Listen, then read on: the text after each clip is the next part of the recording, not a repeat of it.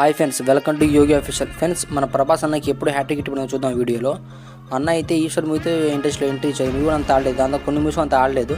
దాంతో ఛత్రపతి మూవీ వచ్చి పెద్ద హిట్ అయింది. ఛత్రపతి మూవీ అయితే దాని తర్వాత కొన్ని మూవీ అంత ఆడలేదు. దాని తర్వాత డాలీ మూవీ సూపర్ హిట్ అయింది. దాని తర్వాత మిస్టర్ పర్ఫెక్ట్ కూడా సూపర్ హిట్ అయింది. దాని తర్వాత మళ్ళీ రెబల్ మూవీ వచ్చి హ్యాట్రిక్ మీద నిప్పుడు కొట్టేసింది. దాని తర్వాత అసలు మిర్చి మూవీ పెద్ద బ్లాక్ బస్టర్. దాని తర్వాత Baahubali part 1 double block buster, Baahubali part 2 double industry block buster అయింది. అన్నకి హ్యాట్రిక్ హిట్ పడింది. మళ్ళీ పడే లోపలే సావు మూవీ వచ్చి ఫ్లాప్ అయిపోయింది. రాధేశా మూవీ కూడా ఫ్లాప్ అయిపోయింది. అంతా ఆదిపురుష్ ఓకే అని కూర్చొని నా కలిసిన జోడు చూపిలేక ఇది మూవీ ఫ్లాప్ అయిపోయింది. దాంతో డైనోసార్ ఎంట్రీతో బ్లాక్ బస్టర్ హిట్ పడింది సలార్ మూవీతో.